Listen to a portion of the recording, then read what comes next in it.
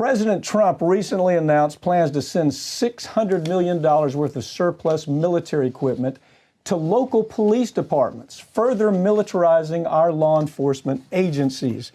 Okay, again, we did this story, 4 or 5 years ago.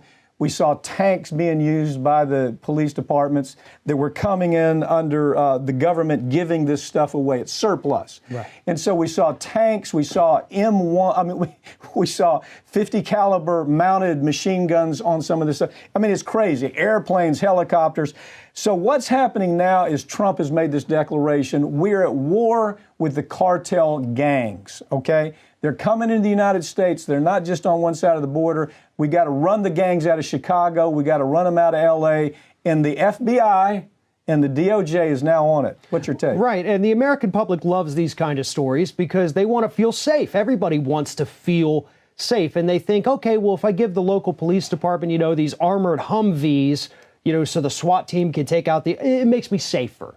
But really what it does is it allows these, Rambo-type police officers that we see in the news every other day, shooting innocent people, sometimes shooting innocent people in their own homes at this point.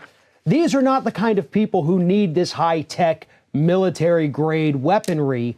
But Trump the other day said, we're going to give you $600 million worth of this surplus military equipment in the next year. And we've already seen more than $5 billion in this equipment go over the last 20. His talking point has always been the cartel gangs are coming in. They're coming in from South America. They're coming in from all over the country, flooding in the United States. Molly Barrows and I are going to do a story on that a little bit later today. But it's not just Trump. Okay, right. This did not start with Trump. Oh, certainly not. Trump is adding more money to it, but it's called the 1033 program. And this is great for weapons sales. This is great for people who build tanks and really sophisticated weaponry and machinery. Because now the surplus moves to the police department, and then the military has to order more. So it's that cycle that flows. It typically goes from the vendor to the military to the police departments, and now it goes, and of course it's always gone vendor, military to third world countries.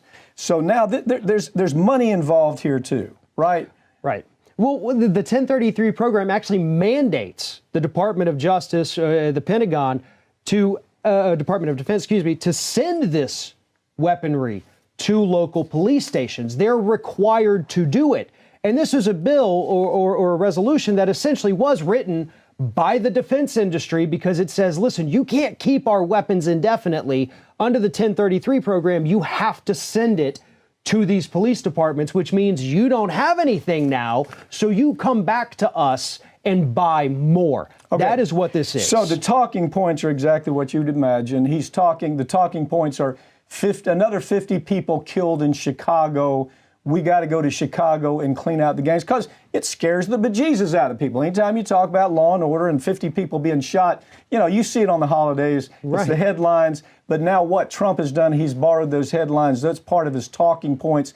He said he loves the word very. So his word is, this is going to be very dramatic. That's what he says over. This is going to be very dramatic. It's going to destabilize all the bad guys. Well, it didn't destabilize them under Obama or under Bush or under Clinton, so it's likely to not destabilize the bad guys today because, again, as you said, this program was going on during Obama, during Bush, during Clinton. Nothing really changed except that we have seen a huge spike in the number of innocent people being murdered by police officers here in the United States, and that's what's going to happen here. The defense contractors are going to make a ton of money. A lot of innocent people are going to get killed or injured because of this, because these police officers don't even have training for this weaponry.